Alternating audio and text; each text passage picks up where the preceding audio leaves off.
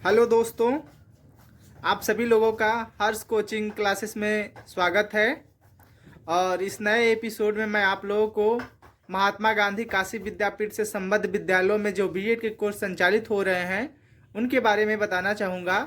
जैसा कि आप सभी लोगों को ज्ञात है कि बीएड फर्स्ट सेमेस्टर और थर्ड सेमेस्टर की परीक्षाओं के लिए टाइम टेबल आ गया है, समय सारणी जारी हो गई है। और इसके लिए आप लोग वेबसाइट पे जाकर के यूनिवर्सिटी के टाइम टेबल को डाउनलोड कर सकते हैं। और अगर आपको कोई प्रॉब्लम हो, समस्या हो, तो इस वीडियो को लाइक सब्सक्राइब करिए और कमेंट भी करिए। आप लोग का सभी सॉल्यूशन जो होगा प्रोवाइड किया जाएगा। और जैसा कि अगर बात किया जाए प्रैक्टिकल का, तो प्रैक्टिकल के बारे में बात करने से पहले मैं अभी उन बच्चों के लिए थोड़ा सा कुछ सजेशन दूंगा जिन लोगों का भी हाल ही में ग्रेजुएशन कंप्लीट हो रहा है या कंप्लीट हो गया है, जो लोग बीएड करने के इच्छुक हैं। तो मैं उन लोगों को रिकमेंड करूंगा कि वो काशी विद्यापीठ से संबद्ध विद्यालयों के लिए अगर बीएड में एडमिशन लेना है तो वो इस बीएड एंट्रेंस एग्जामिनेशन का फॉर्म अवश्य भरें। और जैसा कि आप लोग जानते हैं कि आज 2 तारीख हो गया और कल 3 तारीख है और 3 तारीख को लास्ट डेट है। तो मैं उम्मीद करता हूं कि आप लोग इस फॉर्म को अप्लाई कर दिए होंगे। अगर नहीं किए होंगे तो जल्द से जल्द इसको अप्लाई करिए कल तक। कल आप लोगों के लिए लास्ट डेट है। हालांकि इसके बाद भी आप लोग को 10 तारीख तक आवेदन का मौका दिया जाएगा, लेकिन वो लेट फ़ी के साथ है। अगर अभी आप अप्लाई करेंगे 3 तारीख तक तो आपको फ़ी के रूप में, अगर ओबीसी डब्ल्यूएस और जनरल से हैं तो आपको 1400 रुपये पेमेंट करने होंगे। इसके बाद अगर लेट फीस के साथ आप लोग अप्लाई करना चाहेंगे तो आप लोगों को 2000 रुपये पेमेंट करना होगा, तभी आपका रजिस्ट्रेशन हो पाएगा। तो चलिए अब थोड़ा सा बात कर लेते हैं महात्मा गांधी काशी विद्यापीठ किन किन जिलों में इससे संबंध कॉलेज चलते हैं।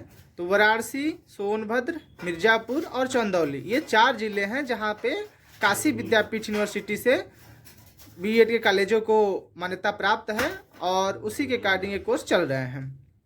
अभी इसके लिए प्रैक्टिकल का जिसको हम लोग ईपीसी बोलते हैं, इनहेंसिंग प्रोफेशनल कैपेसिटीज़, इसके लिए आपको 4 फाइल बनाने होंगे।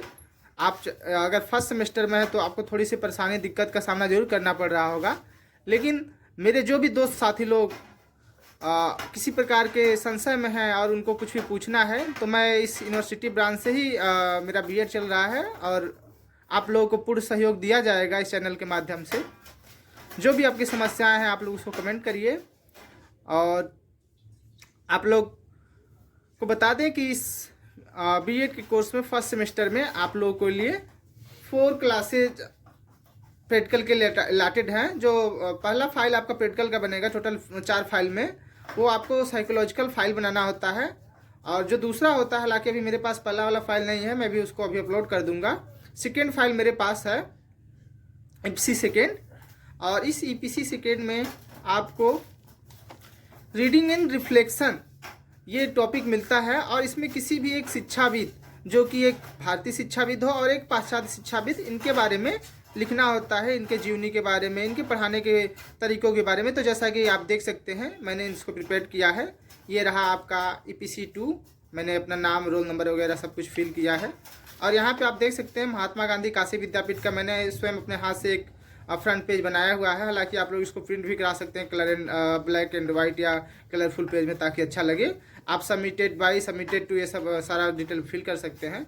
और इस जस्ट फ्रंट पेज के बाद आपका इंडेक्स होगा, और इस इंडेक्स के बाद आप गिजू भाई बधेका, जो कि एक शिक्षाविद है, इनके बारे में आप लोगों ने क्या क्या चीज़ें अपने इस फाइल में मेंशन किया है, एक टॉपिक वाइज, पॉइंट वाइज इसका डिटेल होगा। और इस पेज के जस्ट बाद आपको एक इनका डायग्राम चिपकाना होगा, पेस्ट करना होगा। इसके बाद इनके जीवन परिचय के बारे में, गिजू भाई बधेका के बारे में लिखना होगा। तो आप लोग देख सकते हैं एक क्रम वाइज पेज संबंधित साहित्यिक कृतियाँ वगैरह वगैरह, ये सब विषय सूची। हालांकि मेरे पास इसका पीडीएफ अवेलेबल है, अगर आप लोग इसकी डिमांड करेंगे तो मैं आप लोगों को पीडीएफ भी प्रोवाइड कर दूंगा। दार्शनिक विचार, गिजू भाई के शैक्षिक विचार, बाल मंदिर और गिजू भाई द्वारा अपनाई गई पद्धतियाँ, और उन्होंने पद्धतियों में प्रश्नोत्तर पद्धति, जोड़ीदार पद्धति, नाट्य प्रयोग पद्धति, त्रिपद प्रणाली, किंडरगार्टन पद्धति और शैक्षणिक शिक्षण विधियों में उन्होंने दैनिक जीवन के अनुभव के बारे में बताया। कहानी कथन विधि, अवलोकन विधि, परिचर्चा विधि, प्रश्नोत्तर विधि, गतिविधि विधि, इसके बारे में बताया। और वर्तमान में इसका शैक्षिक निहितार्थ क्या है, इसके बारे में मैंने ये सारा कुछ डिटेल लिखा है। लास्ट में मैंने निष्कर्ष भी दिया है। और जॉन होल्ट, जो कि एक पाश्चात्य शिक्षाविद है, इनके बारे में मैंने लिखा हुआ है। ये होम स्कूलिंग के जनक माने जाते हैं। तो इनका मैंने एक डायग्राम लगाया है, इसके बाद इनके बारे में लिखा हुआ है, और ये सारा रहा EPC 2 के लिए। अगर आप लोग इसका PDF लेना चाहेंगे तो आप दिए गए नंबर पे कांटेक्ट कर सकते हैं। ठीक है, अब आते हैं हम लोग EPC 3 के बारे में। ये रहा EPC 3 की फाइल, और आपको फाइल थोड़ा सा कलरफुल वे में थोड़ा सा सजा करके डेकोरेट करके अच्छे से बनाना है, ताकि एग्जामिनर को आप पहले ही इन्फ्लुएंस कर पाएँ और वो आपको एक अच्छा विद्यार्थी समझे।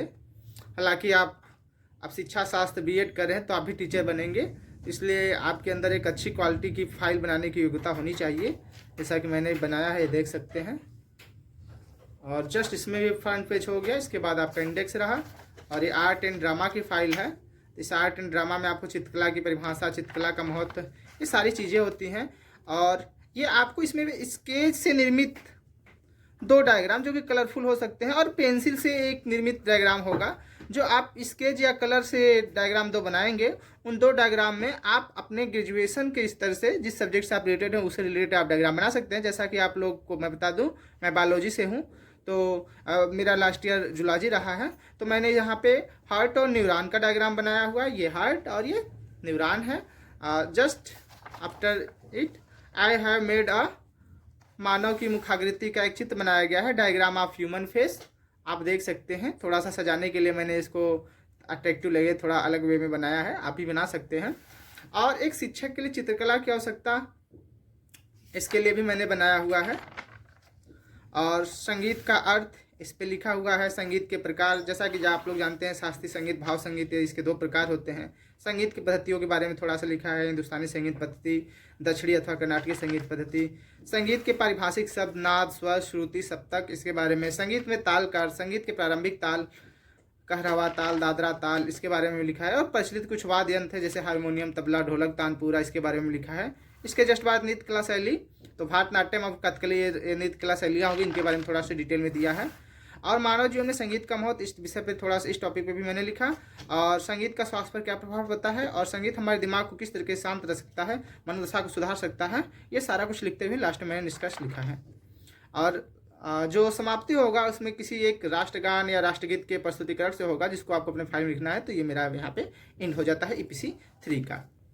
दोस्तों उम्मीद करता हूँ ये सभी कुछ आप लोगों को समझ में आ रहा होगा। और जो नेक्स्ट फाइल है और लास्ट जो फाइल होगी, ये आपका होगा EPC 4 के लिए। EPC 4 में आपको एक्शन रिसर्च टॉपिक दिया जाता है। इसी पे आप लोगों को एक फाइल प्रिपेयर करना होता है। इसमें आप विद्यालय में जाएंगे और किसी एक समस्या का चयन करेंगे और उस पर हाइपोथेसिस बनाते हुए आपको सारा कुछ लिखना होता है। तो चलिए इसमें स्टार्ट करते हैं। ये फ्रंट पेज रहा, और फ्रंट पेज के बाद इंडेक्स रहा, और इंडेक्स में क्या चीज़ें आप लोगों ने इस फाइल में मेंशन किया है, क्या चीज़ों को सम्मिलित किया करके लिखा गया है, वो सारा कुछ डिटेल है यहाँ पे। इसके बाद जो एक्शन रिसर्च होता है उसका उद्भव क्यों हुआ और ये कैसे वर्तमान परिप्रेक्ष्य में इसका क्या अर्थ हो सकता है, ये सारा कुछ इसमें बताया गया है। और क्रियात्मक अनुसंधान की परिभाषाएं दी गई हैं। क्रियात्मक अनुसंधान का उद्देश्य, क्रियात्मक अनुसंधान का क्षेत्र, क्रियात्मक अनुसंधान के चरण और एक्शन रिसर्च के जो लाभ होंगे वो सारा कुछ बताया गया है। और मैंने किस टॉपिक पे, किस शीर्षक को सिलेक्ट करके अपने ये अनुसंधान को किया है या शोध को किया है, उसके पृष्ठभूमि के बारे में और शीर्षक के बारे में इस पेज पे मैंने वर्णन किया है। आप देख सकते हैं क्रियात्मक अनुसंधान की समस्या और समस्या का सीमांकन, ये सारा कुछ मैंने टेबल वाइज यहाँ पे संभावित कारण क्या हो सकते हैं समस्या के और उसके क्या निराकरण हो सकते हैं। और इसके लिए मैंने एक टेस्ट प्रिपेयर किया, उस टेस्ट को अप्लाई किया। और ये पोस्ट हाइपोथेसिस की चेकिंग थी। और जैसे पोस्ट हाइपोथेसिस चेकिंग होने के बाद हम लोगों को पता चल जाता है कि समस्या का निदान कैसे होगा, तो उसको हम लोग निष्कर्ष रूप में लिख देते हैं और उसका मूल्यांकन कर देते हैं। तो उम्मीद है आप लोग को समझ में आएगा। कोई प्रॉब्लम हो तो आप लोग कमेंट करिए, आप लोग को PDF भी प्रोवाइड कर दिया जाएगा अगर आप लोग को इसकी ज़रूरत पड़ती है तो। थैंक यू, धन्यवाद।